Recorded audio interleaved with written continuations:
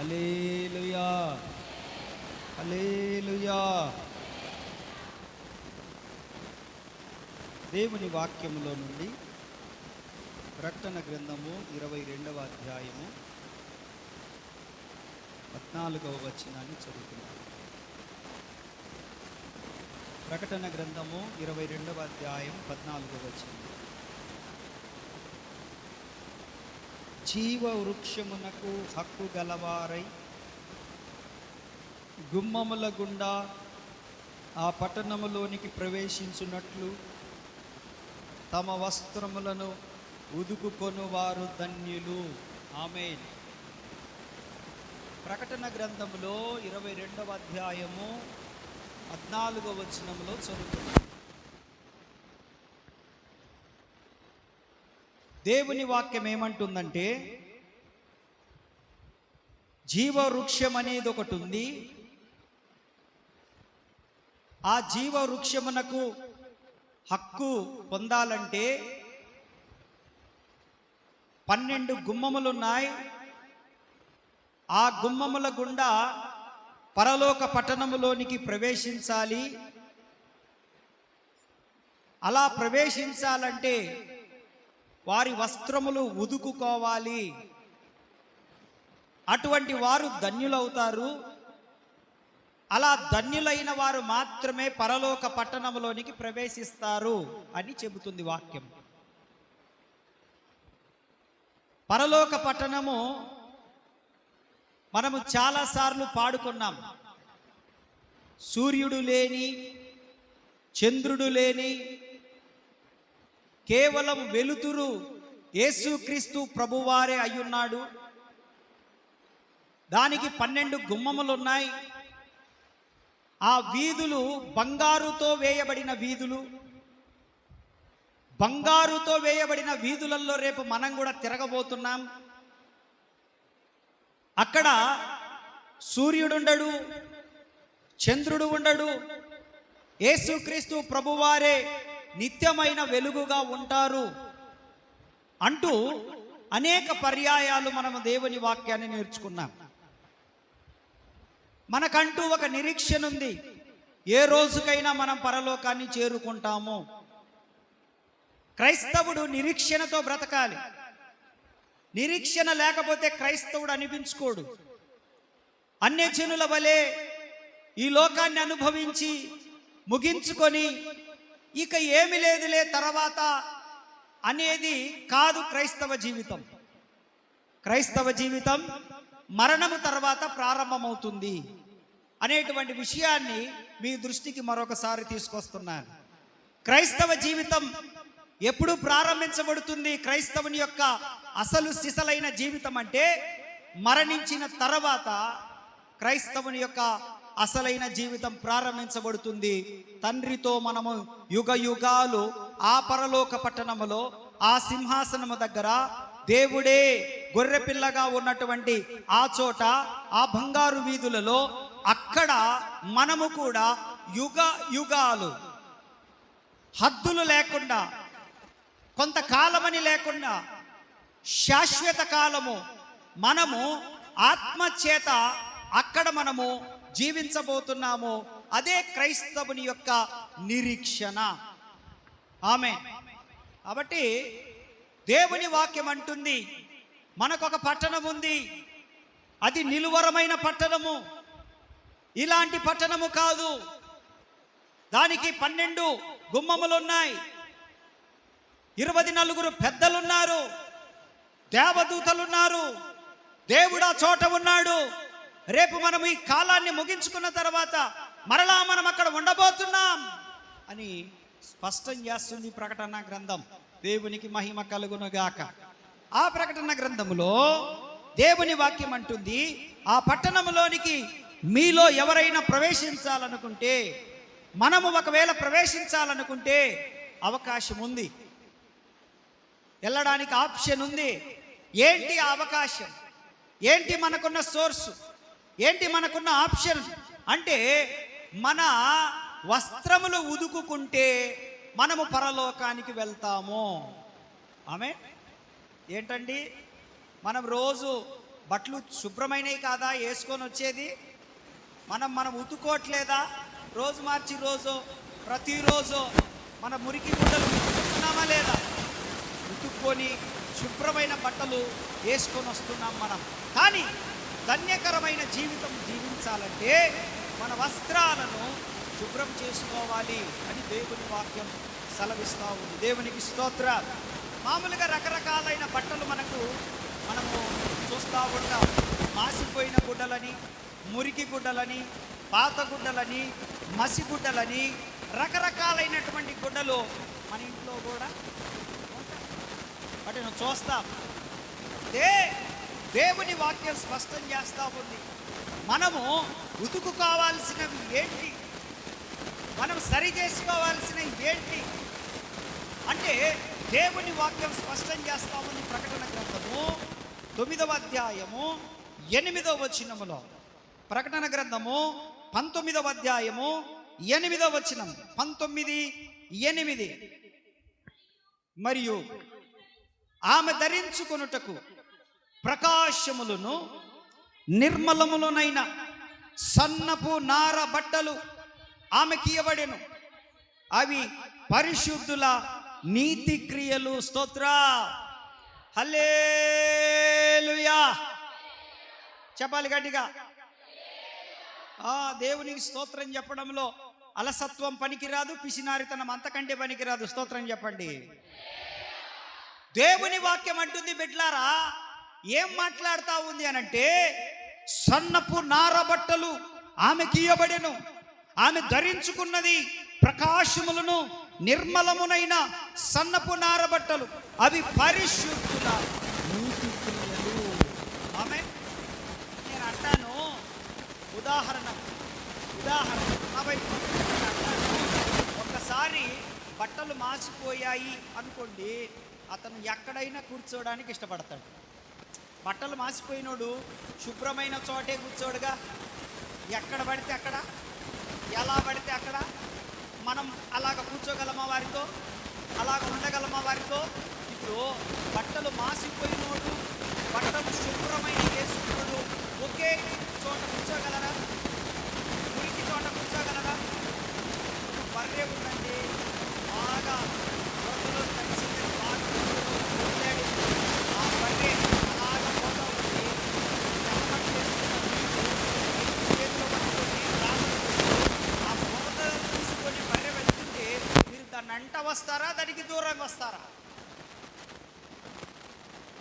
ఏమైనా అర్థమవుతుందా మీకు నేను మాట్లాడేది? ఆ బర్రెకు మీరు దగ్గరగా వస్తారా, దూరంగా వస్తారా? కానీ ఆల్రెడీ బట్టలు మాసిపోయినాడు ఏం చేస్తాడు?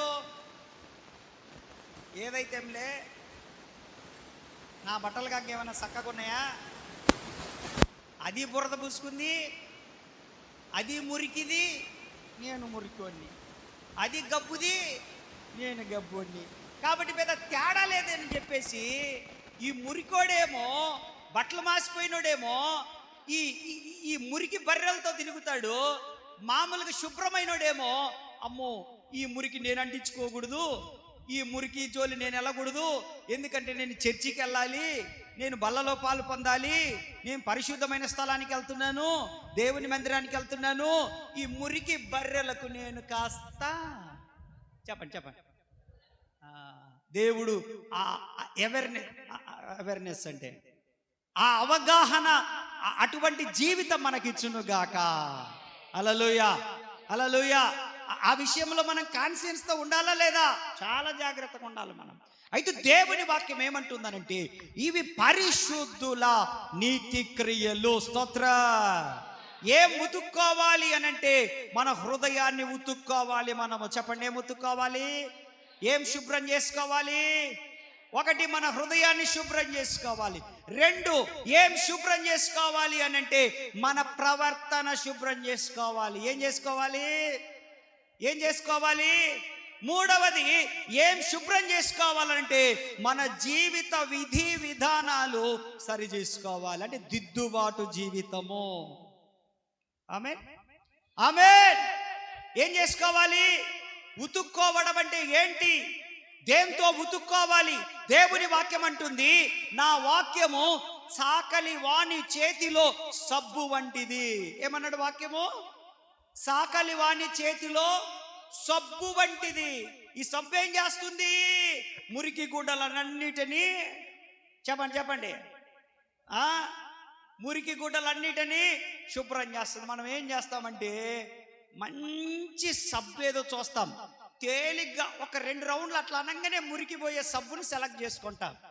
అవునా కదా? అందరింట్లో త్రిబులెక్స్ ఏముండదు, అందరింట్లో రిన్ సుప్రీం ఏముండదు, అందరింట్లో టైడ్ ఏముండదు, అందరింట్లో ఒకే రకమైన సోపులు. అసలు మనం ఒంటికి రుద్దుకుండే సోపే ఒక సోపు కాదు. సంతూర్ అని, లక్స్ అని చెప్పండి, పియర్స్ అని, మైసూర్ షాండీలు గోల్డ్ కూడా వచ్చింది, గోల్డ్ అని, ఇంకా చింతాలు. సంపదన్న నువ్వేం వాడతావు సబ్బు? స్పైక్సా? లక్స్ చెప్పాక లైఫ్ బాయ్ ఎక్కడ ఉందో ఆరోగ్యం అక్కడ ఉంది. లైఫ్ బాయ్ ఆరోగ్యం కంపెనోడి మీద వేయాల కేసు వస్తుంది. లైఫ్ బాయ్లో ఆరోగ్యం లేదు. దేవుని వాక్యం అంటుంది, సామెతల గ్రంథం 3:8 చదవండి. ఆరోగ్యం ఎక్కడుందో చెప్తాడు ప్రభు. ఆరోగ్యం ఎక్కడుందో చదవండి. ఏంటండి సామెతల గ్రంథం 3:8 దొరకలే మీకు? వర్రే. అప్పుడు మీ దేహమునకు ఆరోగ్యమును, నీ ఎముకలకు, పైన చదువునానా, యెహోవా యందు భయభక్తులు కలిగి చెడుతనమును విడిచిపెడితే, స్తోత్రం చెప్పండి. ఎవరైతే యెహోవా యందు భయభక్తులు కలిగి ఉంటారో, చెడుతనాన్ని విసర్జిస్తారో, చెడుతనాన్ని విడిచిపెడతారో, పాపాన్ని విడిచిపెడతారో, ద్వేషాన్ని విడిచిపెడతారో, కుట్ర, కుళ్ళు, అసూయ, పగ, కక్ష, విమతములు, భేదములు, మత్తతలు, అల్లరితో కూడిన ఆటపాటలు, ఇవన్నీ పాపపు సంబంధమైన ఈ భూయిష్టాన్ని విడిచిపెడతారో, దేవుని వాక్యం అంటుంది, నీకు ఆరోగ్యము కలుగుతుంది, నీ ఎముకలకు సత్తువ కలుగుతుంది, నీ దేహానికి దీర్ఘాయువు కలుగుతుంది. ఆమేన్. కాబట్టి లైఫ్ బాయ్ సోపులో ఆరోగ్యం లేదు. ఎక్కడుంది ఆరోగ్యము? పాపమును విడిచిపెడితే ఉంది. స్తోత్రం చెప్పండి. చెడుతనమును విడిచిపెడితే ఉంది. స్తోత్రం చెప్పండి. రహస్య పాపములను ఒప్పుకుంటే ఉంది. స్తోత్రం చెప్పండి. దేవుని భయము కడుపులో ఉండే ఉంది. స్తోత్రం చెప్పండి. దేవుణ్ణి మనము ధరించుకుంటే ఉంది. ఆమేన్. దేవుని వాక్యం అంటుంది, పరిశుద్ధుల నీతి క్రియలు. ఆమేన్. ఆమె ధరించుకొనుటకు ప్రకాశములను, నిర్మలమునైన సన్నపు నార బట్టలు, అవి పరిశుద్ధులా. మనము అలాంటివి మనము చేయాలి వాక్యముతో. దేంతో? వాక్యముతో. నీ వాక్యము నా పాదములకు దీపము, నా త్రోవలకు. నీ వాక్యమే నన్ను బ్రతికించి ఉన్నది, బాధలలో నాకు. ఈ వాక్యము సబ్బు లాంటిదంట. ఏంటిది? ఎందుకు మనం వాక్యం వినాలేనంటే, ఈ వాక్యము మన హృదయాల్లోనికి వచ్చినప్పుడు మురికినంతా తీసేస్తుంది. అది ఆమేన్. మురికి జీవితాన్ని తీసేస్తుంది. మురికి బ్రతుకును, పాపపు బ్రతుకును తీసేస్తుంది. మనకు బట్టలకు సబ్బు ఎంత ప్రాముఖ్యమో, మన జీవితానికి, మన హృదయానికి వాక్యం అనే సబ్బు అంత ప్రాముఖ్యమైనది. ఆమేన్. హల్లెలూయా. కాబట్టి దేవుని వాక్యం అంటూ యెషయా గ్రంథం 64వ అధ్యాయం 6వ వచనం. యెషయా గ్రంథం 64వ అధ్యాయం 6వ వచనం. మేమందరము అపవిత్రుల వంటి వారమైతిమి, మా నీతి క్రియలన్నీ మురికి గుడ్డ వలె నాయను. మేమందరము ఆకువలే వాడిపోతిమి, గాలి వాన కొట్టుకొని పోబునట్లుగా మా దోషములు మమ్మును. దేవునికి స్తోత్రం చెప్పండి. వాళ్ళు ఒప్పుకుంటున్నారు ఏమని? మేమందరం అపవిత్రులమైపోయాము. మనం కూడా ఒప్పుకోవాలి ఈరోజు. ఏమని?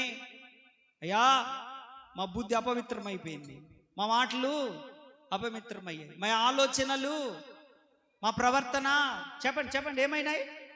అపవిత్రమైపోయినాయి. అంటే మురికి అయిపోయినాయి. మా తలంపులు మురికి అయిపోయినాయి. మా నడక మురికి అయిపోయింది. మా ఆలోచనలు మురికి అయిపోయినాయి. మా జీవిత విధానం మురికి అయిపోయింది. మా మార్గాలలో కూడా మురికే కనబడతాం. కాబట్టి మేము అపవిత్రమైపోయాము అని మనం ఒప్పుకొని ఆ పాపమును విడిచిపెట్టగలిగినప్పుడు మనం బల్లలో పాలు పొందడానికి యోగ్యత సంపాదించుకుంటాం మనము. ఆమేన్. స్తోత్రం చెప్పండి. ఇక్కడ వీళ్ళు అంటున్నారు, మా నీతి క్రియలన్నీ మురికి గుడ్డ వలె వాయెను. మేము నీతిమంతులం అనుకున్నాం, మేము భక్తిపరులం అనుకున్నాం, మేము చాలా మంచోళ్ళం అనుకున్నాం, మేము సత్క్రియలు చేశాం, అవి చేశాం, ఇవి చేశాం. కానీ మా నీతి క్రియలు పరలోక రాజ్యానికి తీసుకెళ్ళవు. కానీ నీ కృప మాత్రమే పరలోక రాజ్యానికి తీసుకెళ్తుంది. పరిశుద్ధ జీవితం మాత్రమే పరలోకానికి తీసుకెళ్తుంది. కన్నీటి ప్రార్థన మాత్రమే పరలోకానికి తీసుకెళ్తుంది. హృదయ శుద్ధి మాత్రమే పరలోకానికి తీసుకెళ్తుంది. ఆమె మన నీతి క్రియల వలన మనం పరలోకానికి వెళ్ళము. పరిశుద్ధత వలన మాత్రమే మనం వెళ్తాము. హల్లెలూయా, హల్లెలూయా, హల్లెలూయా. తెల్లని జీవితం చెప్పండి, తెల్లని హృదయం, తెల్లని బ్రతుకు, మాసిపోనిది. స్తోత్రం చెప్పండి, గట్టిగా చెప్పండి అందరూ. హల్లెలూయా, హల్లెలూయా. మీలో చాలా మంది వైట్ అండ్ వైట్ వేసుకొని వచ్చారు, మంచిది. కొంతమంది కలర్ బట్టలు వేసుకొని వచ్చారు, మరింత మంచిది. అయితే క్రైస్తవ జీవితం తెల్ల రంగు దగ్గరనే ఆగిపోలేదు. పైన చూడట్లేదు దేవుడు, ఆయన హృదయములో తెలుపును పరిశోధిస్తా ఉన్నాడు. ఆయన పైన తెల్లగుడ్లు వేసిండ్రా లేదా అని చూడట్లేదు, కలర్ బట్టలు వేసిండ్రా అని చూడట్లేదు, ముసుగు వేసుకున్నారా వేసుకోకుండా కూర్చున్నారా చూడట్లేదు. ఆయన నీ హృదయములో ఉన్నటువంటి అది పాపమా పరిశుద్ధ జీవితమా అని మాత్రము గమనిస్తాడు ఆయన. అందరికీ ఒక కోడ్ ఉంటుంది. గవర్నమెంట్ హాస్పిటల్లో పనిచేసే వాళ్ళకి ఒక కోడ్ ఉంటుంది, స్కూల్కి వెళ్ళేవాడికి ఒక కోడ్ ఉంటుంది, ఒక్కొక్క డ్రెస్ కోడ్ ఉంటుంది. కానీ క్రైస్తవులకు ఏంటి కోడు? తెల్లని వస్త్రములు. హల్లెలూయా. ఏ వస్త్రములు? తెల్లని వస్త్రములు. అక్కడనే ఆగిపోయారు చాలామంది. బిడ్లారా వినండి, తెల్లని వస్త్రముల కానీ ఆగిపోయారు. పైకి తెల్లని వస్త్రములు వేసుకున్నంత మాత్రాన పరిశుద్ధులమేమి కాము. నేను వైట్ అండ్ వైట్ వేసుకున్నా, నా హృదయం ఎలా ఉందో నీకు తెలుసా? నేను ఎలాంటి జీవితం జీవితానో తెలుసా? నేను ఇంట్లో ఎట్లా మాట్లాడుతానో తెలుసా? నా భార్యతో ఎట్లుంటానో తెలుసా? నా పిల్లలతో ఎట్లుంటానో నీకు తెలుసా? నేను పని దగ్గర ఎలా ఉంటానో తెలుసా? ఆఫీసులో ఎలా ఉంటానో తెలుసా? పొలంలో ఎలా ఉంటానో? నేను ఆదివారం తెల్ల బట్టలు వేసుకొని వచ్చినంత మాత్రాన ఇంకన్న పరలోకం పోతుంది అంత సీన్ లేదు. హృదయ శుద్ధి గలవారు దండి మీరు. ఆమేన్. ఎక్కడ తెలుపు ఉండాలి? ఎక్కడ తెల్లకుండాలి? కనపడాలి. గుండెల్లో తెల్లగా కనపడినప్పుడే. అటువంటిది ఒకవేళ లేకపోతే, నీ బ్రతుకులో పరిశుద్ధత లేకపోతే, నీ జీవితంలో పరిశుద్ధత లేకపోతే, పాపమే ఉన్నట్లయితే వాక్యమని సబ్బుతో ఈరోజు ఉదక స్నానం చేయబడుతుంది గాక. వాక్యమని దగ్గరికి మీద కురుస్తున్నప్పుడు, అవునయ్యా నేను పాపినయ్యా, నా హృదయంలో పాపముందయ్యా, నా మాటలు అబద్ధాలయ్యా, నా ప్రవర్తన మోసపూరితమైనదయ్యా, అయ్యా అసూయత ఉన్నానయ్యా, అయ్యా రకరకాలైన పాపములు నా హృదయంలో ఉన్నాయ్యా, అయ్యా నన్ను క్షమించయ్యా, నన్ను క్షమించని అడిగినప్పుడు యేసు రక్తము ప్రతి పాపము నుండి మనల్ని కడిగి పవిత్రులుగా చేసి పళ్ళకు సమీపముగా తీసుకొని వస్తుంది మనల్ని. హృదయాన్ని శుద్ధి చేసుకోకుండా, ప్రవర్తన శుద్ధి చేసుకోకుండా, బ్రతుకును శుద్ధి చేసుకోకుండా మనము బల్లలో పాలు పొందకూడదండి. చెప్పండి, చెప్పాలందరూ. రాహేలక్క హల్లెలూయా చెప్పు. హల్లెలూయా. ఇది తెల్లగుంది ఓకే, లోపల కూడా హృదయం కూడా. అందుకే అంటున్నాడు, ఏమంటున్నాడు? వాళ్ళు ఒప్పుకుంటున్నారు, మేమందరం అపవిత్రులమైపోయాము, మా నీతి క్రియలన్నీ మురికి గుడ్డ వలె కనబడుతున్నాయి నీకు. మా భక్తి మురికి గుడ్డ వలె కనబడుతున్నాయి. మా భక్తి. ఒక్కొక్కసారి కొంతమంది ఆదివారం పాట పాడడానికి వస్తారు, పాట పాట పాడడానికే వచ్చేది వాళ్ళు. పాట పాడింది టాస్క్ కంప్లీటెడ్ అన్నట్టు ఉంటుంది వాళ్ళు. ఇంకంతే, ఇంకా వాక్యం వినరు, ఇక ఆరాధన పని చేయదు, ఉసూరుమంటూ కూర్చొని ఉంటారు. మళ్ళీ ఫ్యాన్ కిందనే కూర్చుంటారు, ఫ్యానే చూసుకొని కూర్చుంటారు. హల్లెలూయా. ఆత్మలో ఎగిరిటోడు కూడా చూసుకోడు అంత ఫ్యాను. కొంతమంది ఆత్మలో ఆనందిస్తూ ఉంటారు, గంతులేస్తూ ఉంటారు, వాళ్ళకి చెమట పట్టి అల్లాడిపోతూ ఉంటారు. అయినా పట్టించుకోరు, ఆత్మలో ఎగరాలి, గంతులేయాలి, ఆనందించాలని చూస్తారు. కొంతమంది మాత్రం అలా ఉండరు, అంత ఆసక్తి ఉండదు. వాళ్ళకి కొన్ని టార్గెట్స్ ఉంటాయి. ఈరోజు వెళ్తున్నామంటే అలా దానికి, ఈరోజు వెళ్తున్నామంటే ఇంకా task complete. Praise lord. Hallelujah. నువ్వు ఏది ఆశించి వచ్చినా నిజంగా అది ప్రభు దృష్టిలో ఉంటే అది నీకు ఈ నెలలో నెరవేరుతుంది. అయితే కేవలం వాటినే ఆశించి రాబోదు. మన కొరకు 12 గుమ్మముల పట్టణం ఒకటి ఎదురు చూస్తూ ఉంది. పరలోక పట్టణం ఎదురు చూస్తూ ఉంది. పునాదులు కలిగిన పట్టణం ఎదురు చూస్తూ ఉంది. నిలువరమైన పట్టణం ఎదురు చూస్తూ ఉంది. యేసయ్య అక్కడ ఉన్నాడు. శాశ్వత కాలం మనమల్ని అక్కడ ఆయనతో పాటు ఉండుటకు తీసుకొని రాబోతా ఉన్నాడు. ఆమేన్, ఆమేన్. కాబట్టి మనం ఏం చేయాలంటే మనకు మనము విడిచిపెట్టుకోవాలి. వాక్యం అనే సబ్బుతో మనము శుభ్రము చేసుకుందాము గాక. 51వ కీర్తన 7వ వచనం. 51వ కీర్తన 7వ వచనము. 51వ కీర్తన 9, 10 వచనాలు. 51వ కీర్తన 7. నేను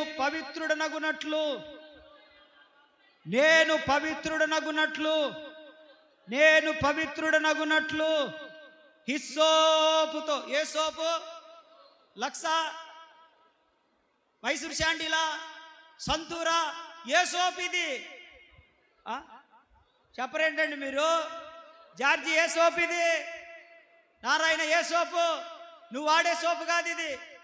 ఇది హిస్సోపు. దేవుని పరిమళ సువాసన కలిగిన జీవితాలను మార్చగలిగిన వాక్యముతో నన్ను కడుగయ్యా, మీ రక్తముతో నన్ను కడుగయ్యా. హిస్సోపు చాలా తెల్లగా ఉంటది. హిస్సోపు ఇప్పుడు అంటాడు, హిమము కంటే హిస్సోపుతో నన్ను కడుగు. హిమము కంటే, హిమం ఎట్లా ఉంటుంది? హిమం అంటే మంచు. హిమం అంటే స్నో, మంచు. హలో, హిమం అంటే ఏంటి? మంచు. ఎట్లుంటది? నల్లగా పొడి పొడిగా గారబట్టి ఉంటుంది కదా. ఎలా ఉంటుంది? పోయినరా మీరు మంచు కొండలకు? హిమాచల్ ప్రదేశ్ వెళ్ళారా? సిమ్లా వెళ్ళారా? మరి మీకు మంచు ఎట్ట తెలుసు? మంచు ఎట్ట తెలుసు? కాశ్మీర్ వెళ్ళారా? మంచు ఎట్ట తెలుసు మీకు? ఇది టీవీలో చూసిరా. నేను ఇంకా ఏ రహస్యం చెప్తుర్రేమో, దైవ రహస్యం అనుకుంటున్నా. నేను వెళ్ళాను, ఎండాకాలం వెళ్ళాను హిమాచల్ ప్రదేశ్, సిమ్లా. అసలు ఎంత దారుణం అంటే హిమాచల్ ప్రదేశ్ ఎండాకాలం వెళ్ళా, భయంకరమైన ఎండాకాలం వెళ్ళా. ఒక వారం ఉండొచ్చా. బాత్రూంలో నీళ్లు కూడా గడ్డగట్టుకొని పోతాయి, ట్యాంకులో నీళ్లు కూడా గడ్డగట్టుకొని పోతాయి. నాకు బయటికి పోవడానికి ఎంత ఇబ్బంది అయిందో. ఎందుకంటే వాళ్ళు వేడి పెట్టుకొని నీళ్లు. ఇక్కడ మన ఇళ్లల్లో ఏసీలు ఉంటాయి, అక్కడ వాళ్ళ ఇళ్లల్లో హీటర్స్ ఉంటాయి. అంత దారుణం. అసలు అక్కడికి పోతే 1, 2లు కూడా రావు. ఏడతాయి అసలుకి. అవి కూడా ఈ బ్లాడర్లో గడ్డగట్టకపోయి అంబాల వస్తే కానీ మరలా మన మంచి చెడ్డలన్నీ మన కాలకృత్యాలు తీర్చుకోలేము. దేవునికి స్తోత్రం. మంచు కొండలలోకి గుర్రం మీద తీసుకెళ్ళాడు. గుర్రం ఏంటిదే? గుర్రం వస్తుంది. మనం నడవలేము ఆ మంచు కొండలలో. కొండ మీదికి పోవాలి 3 కిలోమీటర్లు. 3 కిలోమీటర్లు పోవాలి కొండ మీదికి. నన్ను ఒక గుర్రం మీద ఎక్కించారు. చలి, మామూలు చలి కాదు. ఈ గ్లౌజులు వేసుకోవాలి, చేతులకి కాళ్ళకు బూట్లు వేసుకోవాలి, మఫ్లర్ పెట్టుకోవాలి, స్వెటర్ వేసుకోవాలి. అట్లా వేసుకుంటేనే అక్కడ తిరిగేది. భయంకరమైన చలి. కింద మంచు కొండల కాడి నుంచి పై మంచు కొండల కాడికి తీసుకుపోయింది ఆ గుర్రం. దేవునికి స్తోత్రం. హల్లెలూయా. ఆడికెళ్తే అసలు మంచు కొండ ఉంది. ఆడుకుంటుండ్రు ఆడ. ఆ మంచుని ఇసిరేసుకుంటుండ్రు, మీద పోసుకుంటుండ్రు. పిల్లోళ్ళని దాంట్లో వేసి కుక్కుతా ఉండ్రు కిందికి. వాళ్ళని మళ్ళా బయటికి లాగుతుండ్రు. అది ఒక గేమ్, అది ఒక ఆట. ఆడికిపోతే స్తోత్రం. హల్లెలూయా, హల్లెలూయా. అది ఒక ఆట. మంచు కొండలు ఎలా ఉంటాయి? అది శాంతక ఎట్లా ఉంటాయి? తెల్లగా ఉంటాయి మంచు కొండలు. ఎలా ఉంటాయి చెప్పండి, చెప్పండి. ఎలా ఉంటాయి? చెప్పండి అమ్మా. తెల్లగా ఉంటాయి. మీలాగా జిడ్డు జిడ్డు మోకాలు వేసుకొని తెల్లగా ఉంటాయి. స్తోత్రం చెప్పండి, చెప్పండి. జిడ్డు మోకాలు వేసుకొని స్తోత్రం చెప్పండి. లేదు, మీరు అందరు మంచి వాళ్ళే. మీరు జిడ్డు మోకాలు కాదు, మీరు సిమ్లాలో ఉన్న అందమైన మనుషులు మీరు. హల్లెలూయా, హల్లెలూయా, హల్లెలూయా. అంతే. వాళ్ళ కాళ్ళు కనపడవు, వాళ్ళ చేతులు కనపడవు. మొక్కతే ఊరికే ముక్కు కనపడుతూ ఉంటుంది. అంటే మొత్తం ప్యాకప్ అయిపోయి ఉంటారు వాళ్ళు. స్తోత్ర. దేవుని వాక్యం అంటుంది ఇక్కడ. ఏమంటుండ్రు? చదువు. నేను పవిత్రుడనగునట్లు హిస్సోపుతో నా పాపమును పరిహరింపుము, హిమము కంటేను. చదువు.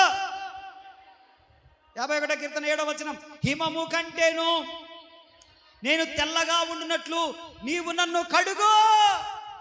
ఇప్పుడు నేను ప్రార్థన చేశాను, ప్రభువా నన్ను తెల్లగా వచ్చేటట్టు చేయి ప్రభువా అని. నేను నా జీవిత దినములన్నీ ప్రార్థన చేసినా నేను తెల్లగా అవ్వను. గుర్తుపెట్టుకోండి. వినపడుతుందా పద్మక్క? అసలు అవ్వం మనం. అవుతామా వెంకటన్న? పొరపాటున కానీ మనం తెల్ల సొక్కాలు వేసుకొని తెల్లగా ఉండడమే. అవుతామా సాల్మన్? అవుతావా? మరి వాక్యం ఏమంటుంది? అయ్యా నన్ను కడుగు. కుమారక్క ఏమంటుంది? నన్ను కడుగు, నన్ను దావీదు రోజు కడుక్కున్నాడు, అయినా తెల్లగైందా?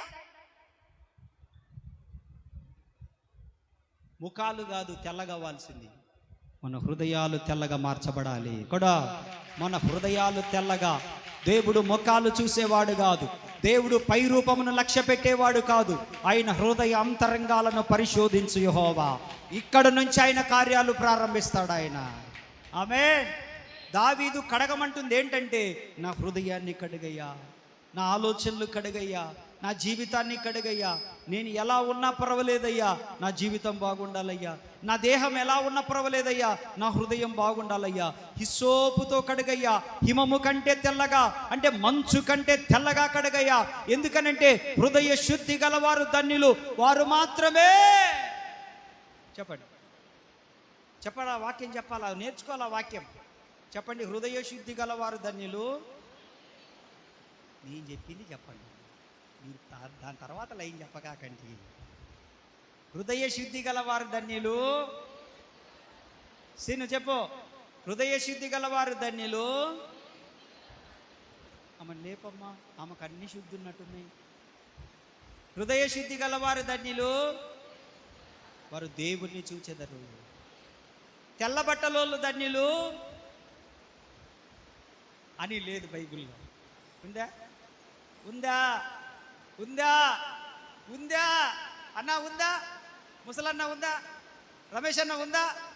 వేస్తానమన్నా? తెల్ల బట్టలోళ్ళు ధన్యులని లేదు.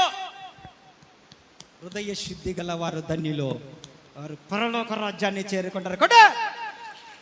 ఈరోజు ప్రభు ఏమంటున్నాడనంటే, మనం ఏ మతమైనా, ఏ జాతి అయినా, ఏ కులమైనా, ధనవంతులమైన, పేదవాళ్ళమైనా, నిరుపేదలమైన, అంగవైకల్యం కలిగి ఉన్న, రోగముతో ఉన్న, మంచి బట్టలు ఉన్నా లేకపోయినా, ఏ పరిస్థితిలో ఉన్నా, నల్లవారమైన తెల్లవారమైన ఏ పరిస్థితిలో ఉన్నా, నీ హృదయము శుద్ధిగా ఉంటే నువ్వు పరలోక రాజ్యానికి అర్హుడివి, అర్హురాలివి. ఆమేన్. ఆ 12 కలిగిన గుమ్మములు కలిగిన ఆ పట్టణంలోనికి తెల్ల బట్టలు కాదు వచ్చేది, తెల్లని హృదయములు కలిగిన వారు మాత్రమే చేరుకుంటారు. అలాగని తెల్ల డ్రెస్ వేసుకోవద్దన్నా, వేసుకోవాలి. ఎందుకనంటే అదొక సూచన, అదొక కోడ్. ఏంటి? అదొక డ్రెస్ కోడ్. వేసుకోవాలి. అప్పుడప్పుడు ఉంటే వేసుకోండి, లేకపోతే ఏం లేదు. అప్పుడప్పుడు వేసుకోవాలి. నెలకొకసారన్నా తెల్ల డ్రెస్ వేసుకొని రండి. స్తోత్రం. హల్లెలూయా, హల్లెలూయా. కాబట్టి దేవుని వాక్యం అంటుంది, మీ వస్త్రములను ఉదుకుకొనివాడు ధన్యుడు. ఏం ఉదుకోవాలి మనము? వస్త్రములంటే ఏంటి? హృదయం. వస్త్రం అంటే ఏంటి? మరి అది గుర్తుపెట్టుకోవాలా. ఇంతసేపు నేను ఇంత గొంతు చించుకొని చెప్పేది అదే. వస్త్రం అంటే మన హృదయం. 10వ వచనం, దేవా నా యందు పెద్ద హృదయమా శుద్ధ హృదయమా? పెద్ద హృదయమా శుద్ధ హృదయమా? శుద్ధ హృదయమును కలగజేయము, నా అంతరంగంలో స్థిరమైన మనసును నూతనముగా పుట్టించుము. ఎలా పుడుతుందంటే, కన్నీటి ప్రార్థనలో కూర్చుంటే ఆటోమేటిక్గా శుద్ధమైన హృదయం వచ్చేస్తుంది. చెప్పండి, ఏ ప్రార్థన? కన్నీటి ప్రార్థన. దేవుని మహాకృపను బట్టి మన సంఘంలో చాలామంది కన్నీటి ప్రార్థన చేసే బిడ్డలు ఉన్నారు. హల్లెలూయా. ఎందుకంటే నేను చూస్తూ ఉంటాగా, ఇక్కడి నుంచి కళ్ళు తెరిచి చాలామంది కన్నీటిని దేశీయ పాదాలు తడుపుతూ ఉంటారు కన్నీటితోటి. అదే సంఘం యొక్క అభివృద్ధి రహస్యం. అదే కన్నీటి ప్రార్థన ఉంటే అది ఏ సంఘమైనా కూడా ఆటోమేటిక్గా అభివృద్ధి చెందుద్ది. అది ఏ మనిషి అయినా కూడా ఆధ్యాత్మికంగా వృద్ధి చెందుతాడు. అది ఏ ఇళ్ళైనా కూడా ఏదో ఒక సమయంలో గొప్ప మేలు పొందుకుంటారు. అటువంటి కన్నీటి జీవితం కలిగిన వాళ్ళు తప్పకుండా మేలు పొందుకుంటారు. ఆమేన్. పరిశుద్ధ జీవితం రావడానికి కూడా మనకు కన్నీటి ప్రార్థన అవసరం. నీకు కన్నీటి ప్రార్థన లేకపోతే ప్రభువుని అడుగు, అయ్యా కన్నీటి ప్రార్థన దయచేయి, నాకు కన్నీటి ప్రార్థన చేయాలి ప్రభువా అని చెప్పి మనం అడిగినప్పుడు దేవుడు తప్పకుండా ఇస్తాడు. స్తోత్రం. రెండో విషయం చెప్తాను. ప్రకటన గ్రంథం 16వ అధ్యాయం 16వ వచనం. రెండో విషయం, ప్రకటన గ్రంథం 16:16. ఓకే.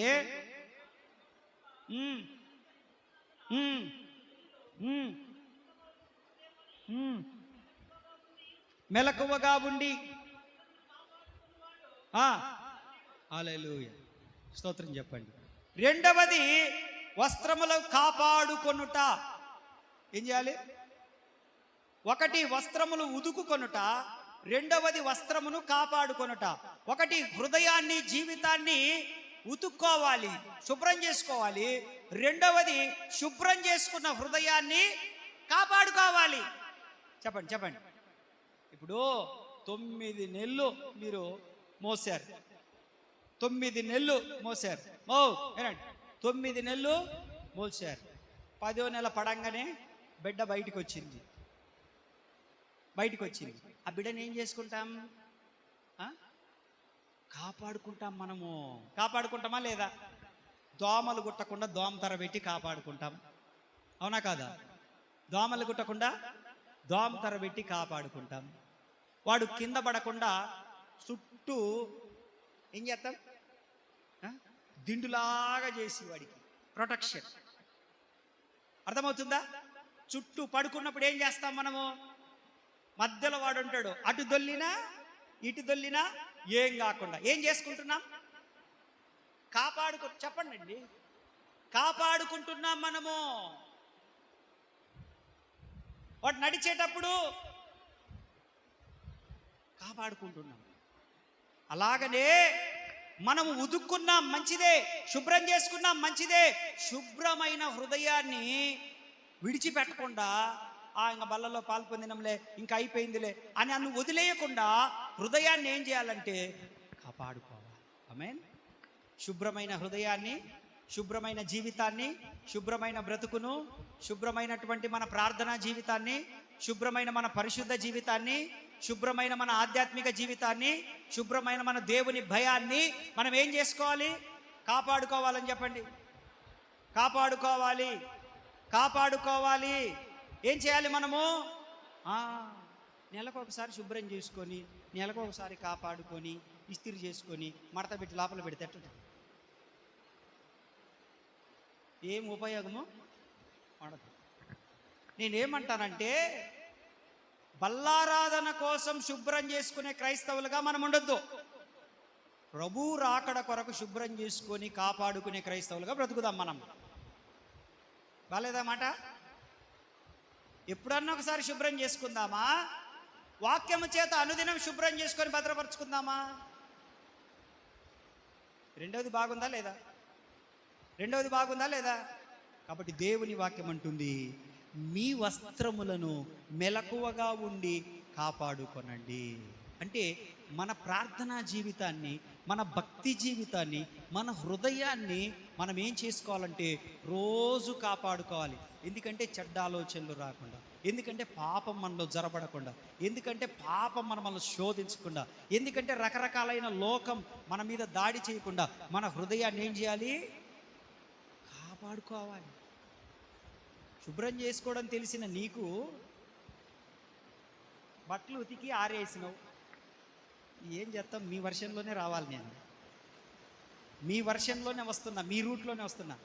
బట్టలు ఉతికి ఆరేస్తారు, ఆరేసిన తర్వాత ఆకాశంలో డబడబా అన్నదనుకో, ఏం చేస్తారా? మీరు ఇంట్లోంచి పరిగెత్తుకుంటూ వచ్చి ఇటు తొంగి చూసి వెళ్ళిపోతారా?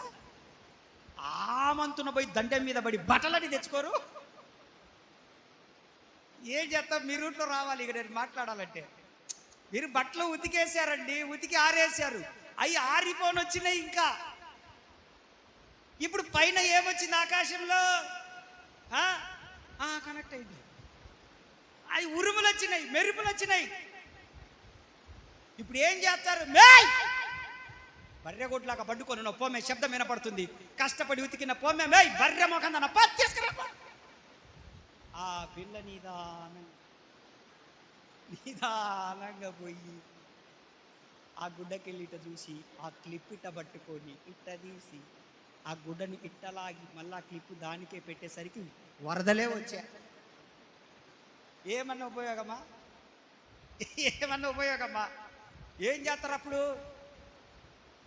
ఆ ఉద్రేకం చూడాలి. అప్పుడు ఏందో కొట్టకపోతున్నట్టు, ఆస్తులు ఇదవుతున్నట్టు, అసలు కాళ్ళకు చెప్పులు ఉన్నాయా లేవో చూడరు, అవి ముళ్ళులా లేవో చూడరు, పోతరు దబ దబ దబ దబ పోయి వాటి మీద పడి టపటప క్లిప్పులు అట్ట ఇట్ట మొత్తానికి వాటిని ఈడ్చుకొని వచ్చి లోపల భద్రం చేసుకుంటారు. స్తోత్రం. బట్టల కంటే విలువైంది కదా మన ప్రార్థనా జీవితం, పరిశుద్ధమైన జీవితం, కడుపులో దేవుని భయం, ఆధ్యాత్మిక జీవితం, పరలోకం గురించి పోరాటాలు, ఇదంతా కూడా మన బట్టల కంటే విలువైనవి కావా? అందుకని మీరు శుభ్రం చేసుకున్నారు ఇందాక వాక్యము చేత, ఆరాధన చేత శుభ్రం చేసుకున్న మీ హృదయాలను, మీ జీవితాలను ఇలాగే భద్రంగా కాపాడుకుందురుగాక. కూడా ఇలాగే భద్రంగా కాపాడుకుందురుగాక. దేవుడు మనల్ని కోరుకునేది ఏంటంటే, ఇలాంటి శుద్ధ హృదయాన్ని మీరు ఎప్పుడు కాపాడుకోనండి, వాటిని భద్రం చేసుకోనండి. అయితే దానికి కావాల్సింది ఏంటంటే మెలకువ. ఏంటి? మెలకువ. చూడండి, రాత్రులలో వర్షం పడ్డా కూడా మనం సాయంత్రం పూట ఆరేసిన బట్టలే గుర్తొస్తాయి మనకి, అవునా కదా? రాత్రులలో మనం సాయంత్రం పూట 5-6 గంటలకు డ్యూటీ నుంచి వచ్చినాక, పని నుంచి వచ్చినాక బట్టల ఉతికి ఆరేసి ఉంటాం. రాత్రి 11 గంటలకు ఉరుము డబడబా అన్నదనుకో, అప్పుడు కూడా లేచి కాపాడుకుంటామా లేదా? చెప్పరేంటండి? నేనేమంటానంటే, ఇప్పుడు ఉతుక్కున్నటువంటి మన హృదయాన్ని, వాక్యముతో శుభ్రం చేసుకున్నటువంటి మన హృదయాన్ని కాపాడుకోవాలి. మనము కాపాడుకున్నవాడు ధన్యుడు. దేవుని వాక్యం అంటుంది, ఎలాంటి వారు కాపాడుకుంటారంటే మెలకువ కలిగిన వారు. అమ్మో, ఇది పాపము, మనం దీని జోలి పోతే ఇంతకాలం మనం పడిన ప్రయాస వ్యర్థమైతే, దీని జోలి పోకూడదు. మెలకువ. అమ్మో, ఇది తినకూడదు, ఇది అపవిత్రమైంది, ఇది బలులు అర్పించేది, ఇది ఫలాని చోట నుంచి తీసుకొచ్చినది, ఇది నన్ను తినకూడదు, అపవిత్రమైపోతాను, ఇంతకాలం నేను చేసిన భక్తి వ్యర్థమైపోయింది అని చెప్పి మెలకువ. నేను మాట్లాడకూడదు బూతులు, నేను బల్లారాధన పొందుకొని వచ్చాను, ఇదే నోటితో యేసయ్య యొక్క శరీరాన్ని భుజించాను, ఆయన రక్తాన్ని తాగాను, కనుక నేను మెలకువగా ఉండాలి.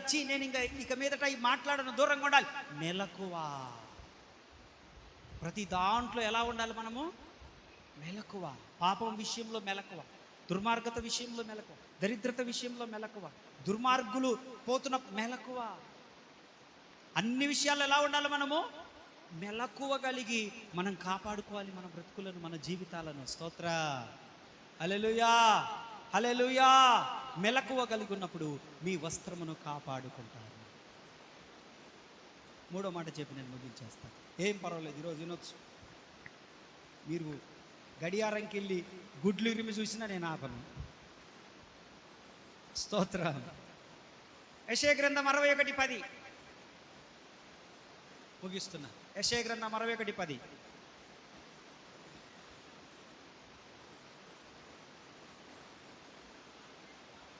ఆహా, పెళ్లి కుమారుని రీతిగాను ఆభరణములతో అలంకరించుకుని పెళ్లి కుమార్తె రీతిగాను ఆయన రక్షణ వస్త్రములను నాకు ధరింపజేసి ఉన్నాడు. నీతి అను పై బట్టను నాకు ధరింపజేసి ఉన్నాడు. కాగా యెహోవాను బట్టి ఆనందముతో నేను ఆనందించుచున్నాను. నా దేవుణ్ణి బట్టి నా ఆత్మను. చాలు, చేతులెత్తి స్తోత్రం చెప్పండి. చెప్పండి అందరూ. బైబిల్ మూసేయండి. ఇక 1, హృదయమును ఉతుక్కొనుట, బట్టలు ఉతుక్కొనుట. చెప్పండి. వస్త్రము ఉతుక్కొనుట. 2వది వస్త్రము కాపాడుకొనుట. దేనికి? పాడైపోకుండా, మురికైపోకుండా కాపాడుకోవాలి.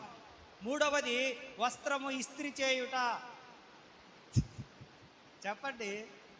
ఏం చేస్తాం? ముడతబడ్డ బట్టలను ఏం చేస్తాం? ముడతబడ్డ బట్టలను ఏం చేస్తాం? ఐరన్ ఏం చేస్తాం? ఇస్త్రీ లేకుండా ఎవరన్నా వచ్చిండ్రా? చెప్పండి. ఇస్త్రీ లేకుండా చున్నీలు కూడా ఇస్త్రీ చేస్తారు.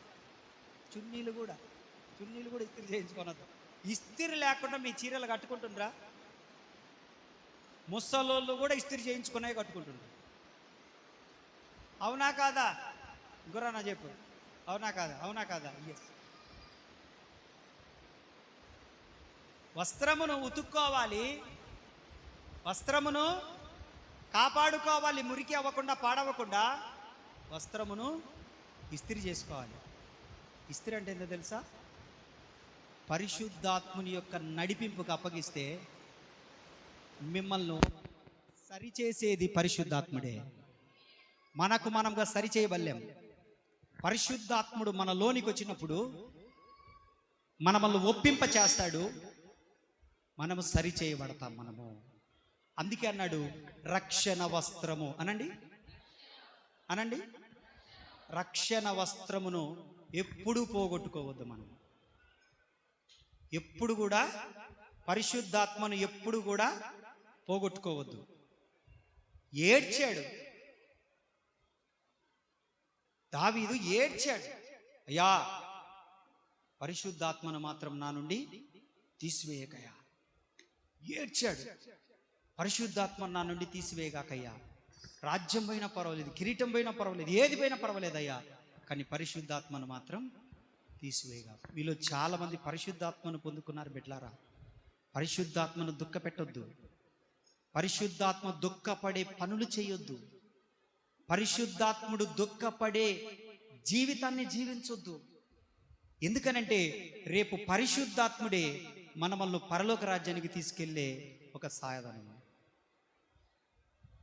క్రీస్తు యేసును లేపిని వాని ఆత్మ మీలో నివసించిన ఎడల మీరు కూడా లేపబడుదరని రోమీయులకు రాసిన పత్రిక 8వ అధ్యాయంలో మాట్లాడతాడు. కాబట్టి మీ హృదయాన్ని ఉతుక్కున్నారు, కాపాడుకోండి. పరిశుద్ధాత్ముని ద్వారా సరిచేసుకొని మనము జాగ్రత్తగా బ్రతకగలిగితే మనం తప్పకుండా ఆ 12 గుమ్మములు కలిగిన పరలోక పట్టణములోనికి చేరుతాం. మనము జీవ వృక్షము అనగా యేసు క్రీస్తు ప్రభువారు. మనం హక్కుదారులమైపోతాం మనము. ఆమేన్.